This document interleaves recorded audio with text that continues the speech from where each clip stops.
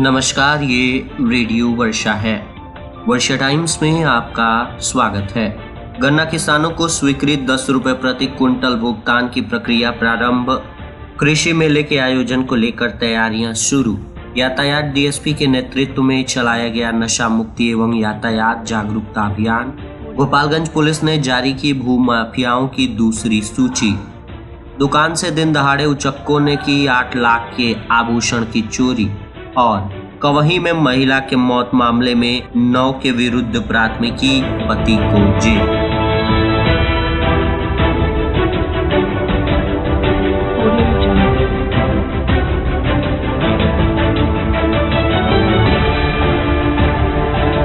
वर्षा times के साथ मैं नवनीत। अब वर्षा टाइम्स विस्तार से।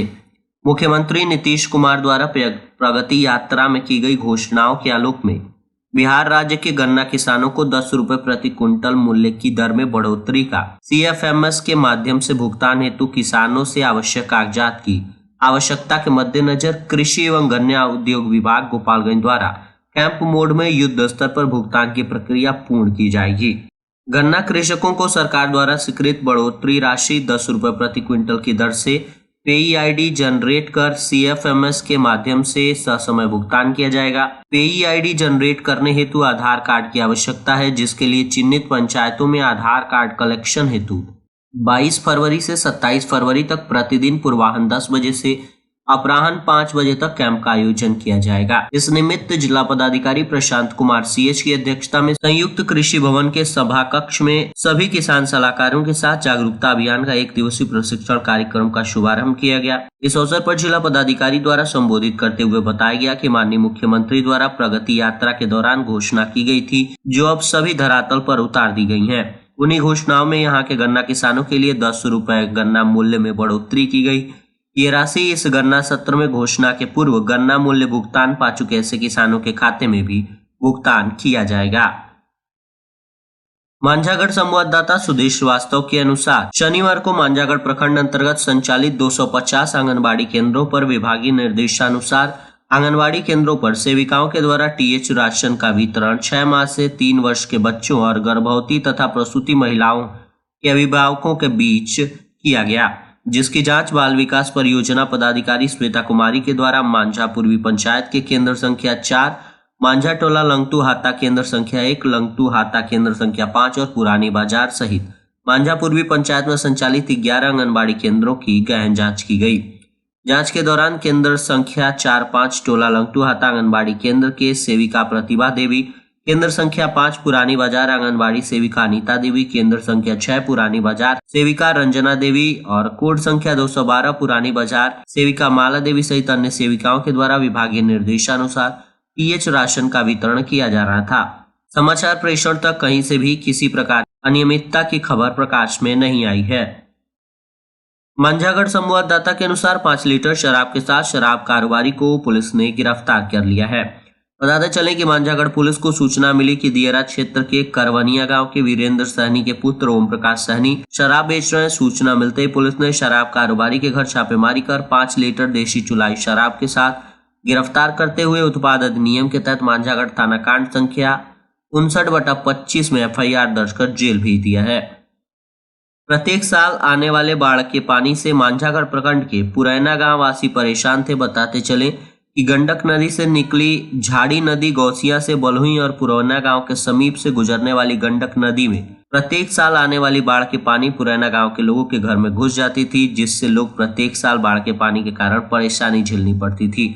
जिस पर ध्यान आकर्षित करते हुए लोगों का बाढ़ के पानी से निजात दिलाने के उद्देश्य से शुक्रवार को अंचलाधिकारी मुन्ना कुमार और गंडक विभाग के कार्यपालक अभियंता ने आवश्यक कदम उठाते हुए JCB से एक नाले की खुदाई कर गंडक नदी में मिलाया गया, जिससे अब पुरैना गांव वासियों को बाढ़ के पानी से राहत मिलने की उम्मीद है।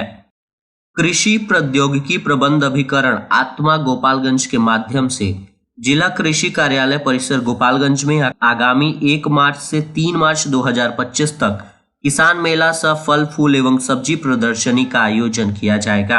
उक्त मेले में प्रखंड कृषि पदाधिकारी, प्रखंड तकनीकी प्रबंधक, सहायक तकनीकी प्रबंधक, कृषि समन्वयक एवं किसान सलाहकार तथा कृषि एवं संबंध विभाग के पदाधिकारियों के साथ साथ वरीय वैज्ञानिक विज्ञान केंद्र सिपाया भाग लेंगे। उक्त मेले में संबंधित विभाग के पदाधिकारियों द्वारा अपने अपने विभागों में संचालित कृषि उपयोगी योजनाओं की जानकारी देने के साथ साथ विभिन्न प्रखंडों से मेले में आए हुए कृषकों हेतु मौसम आधारित फसलों पर परिचर्चा एवं प्रशिक्षण सत्र का भी आयोजन किया जाएगा, जिसमें कृषि विज्ञान केंद्र के वैज्ञानिकों के द्वारा उन्हें प्रशिक्षित भी किया जाएगा। मेले में प्रदर्शनी में भाग लेने वाले चयनित उत्कृष्ट पारदर्श वाले कृषकों को नगद राशि एवं प्रशस्ति पत्र का वितरण किया जाएगा। उक्त मेले में अधिक से अधिक कृषकों की भागीदारी सुनिश्चित करने हेतु व्यापक प्रचार प्रसार एवं तकनीकी जानकारी से संबंधित पैम्पलेट हैंडबिल का निःशुल्क वितरण किसानों के बीच आत्मा गोपालगंज के द्वारा करने के निर्देश दिए गए हैं। बिहार पुलिस सप्ताह नशा मुक्ति एवं यातायात जागरूकता अभियान की शुरुआत शनिवार को दुर्गा मंदिर परिसर से की गई। नुक्कड़ नाटक के पूर्व यातायात डीएसपी शैलेश मिश्रा एवं दुर्गा मंदिर के प्रधान पुजारी संजय पांडे के द्वारा कार्यक्रम की शुरुआत दीप प्रज्वलित कर की गई। नुक्कड़ नाटक के माध्यम से उपस्थित लोगों को शराब पीने से होने वाली बीमारियों के साथ ही यातायात के नियमों के बारे में जानकारी दी गई। बिहार पुलिस सप्ताह नशा मुक्ति एवं यातायात जागरूकता अभियान जिले में 22 फरवरी से 27 फरवरी तक मनाया जाएगा।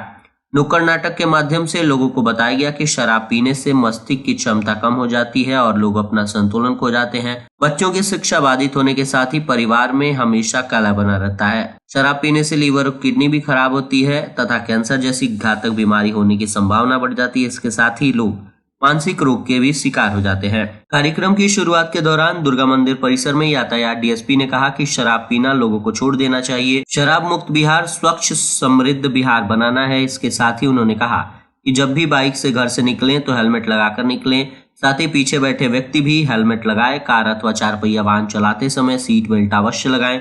उन्होंने जागरूकता अभियान के दौरान कहा कि 40% दुर्घटनाएं बाइक चलाने में हेलमेट नहीं लगाने से होती हैं, जबकि सीट बेल्ट नहीं लगाने से 15% दुर्घटनाएं सामने आती हैं।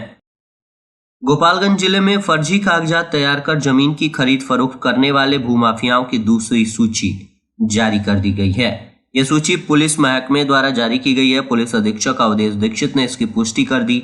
ये सूची बीते शुक्रवार को पुलिस अधीक्षक कार्यालय से जारी की गई, जिसमें सिवान जिले के बलेसरा गांव के भोला पांडे पिता सुरेश पांडे, गोपालगंज जिले के नगर थाना क्षेत्र के रामनरेश नगर मोहल्ले के चंदेश्वरी तिवारी पिता ध्रुव तिवारी, नगर थाना क्षेत्र के वीएम फील्ड के समीप के नवीन श्रीवास्तव पिता सुरेश श्रीवास्तव, सचिन श्रीवास्तव पिता सुरेश श्रीवास्तव, नगर थाना क्षेत्र के एक डेरवा गांव के अभिषेक चौबे उर्फ गोलू पिता सत्येंद्र चौबे, नगर थाना क्षेत्र के तारा बाबा रोड के अभिलेख तिवारी पिता बागेश्वर तिवारी एवं नगर थाना क्षेत्र के राजवाही कॉलोनी के बबलू श्रीवास्तव उर्फ आलोक कुमार सिन्हा पिता सच्चिदानंद प्रसाद के नाम शामिल हैं।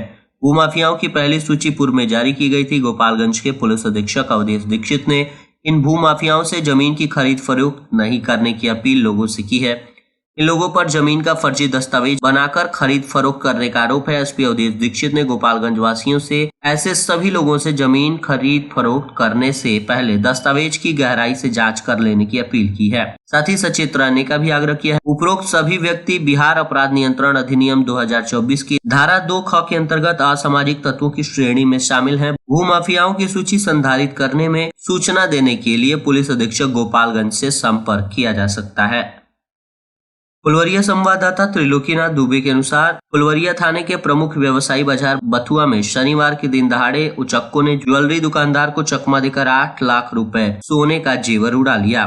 साथ ही घटना को अंजाम देने के बाद उचक्के फरार हो गए। घटना की सूचना मिलते ही थानाध्यक्ष जय हिंद यादव पुलिस बल के साथ घटनास्थल पर पहुंचे, जहां मामले की छानबीन में जुटे। उचक्कों का शिकार ज्वेलरी दुकानदार ध्रुव प्रसाद ने बताया कि 2 की संख्या में नौजवान उचक्के युवक दुकान पर पहुंचे, जहां अपने आप को यूपी के प्रयागराज पीएनबी बैंक का कर्मी बताते हुए आभूषण दुकान पर पहुंचे थे। साथ ही नवनिर्मित मकान का गृह प्रवेश कराने का बहाना बनाकर सोने का नाग नागिन की मांग की।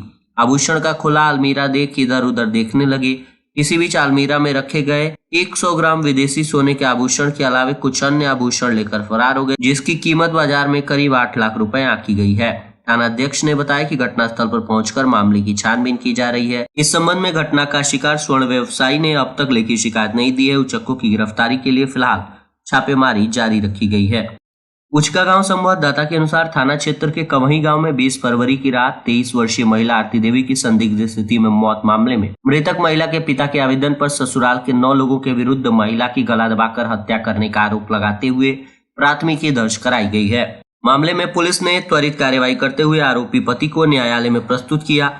अपने आवेदन में मृतक महिला आरती देवी के पिता देवेंद्र शाह ने आरोप लगाया है कि उनकी बेटी का विवाह 27 फरवरी 2022 को उचकागांव थाना क्षेत्र के कवही गांव के शंकर सोनी के बेटे अमरजीत सोनी के साथ हुआ था। शादी के समय उन्होंने उपहार स्वरूप 2 लाख रुपए नगद और 7 लाख रुपए के गहने और अन्य सामान दिए थे, परंतु विवाह के समय सभी आरोपी दहेज में बुलेट की मांग को लेकर अड़े थे, जिसके बाद बुलेट खरीदने के लिए 90,000 रुपए नगद देने के बाद विवाह की प्रक्रिया संपन्न हुई थी। इसके बाद भी ससुराल जाने पर ससुराल वाले आरती को दहेज में बुलेट बाइक की मांग को लेकर लगातार प्रताड़ित कर रहे थे।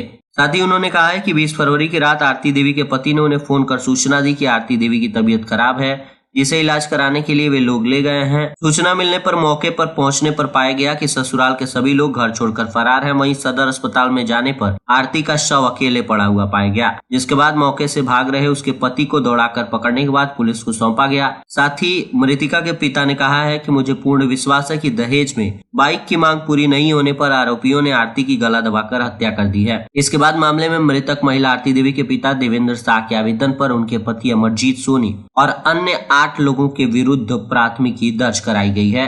मामले में प्राथमिकी दर्ज करने के बाद पुलिस ने गिरफ्तार आरोपी पति अमरजीत सोनी को शनिवार के दिन न्यायालय में प्रस्तुत किया। पुलिस अन्य आरोपियों की गिरफ्तारी के लिए छापेमारी कर रही है। और अंत में सुर्खियां एक बार फिर। गन्ना किसानों को स्वीकृत 10 रुपए प्रति क्विंटल भुगतान की प्रक्रिया प्रारंभ। कृषि मेले के आयोजन को लेकर तैयारियां शुरू। यातायात डीएसपी के नेतृत्व में चलाया गया नशा मुक्ति एवं यातायात जागरूकता अभियान।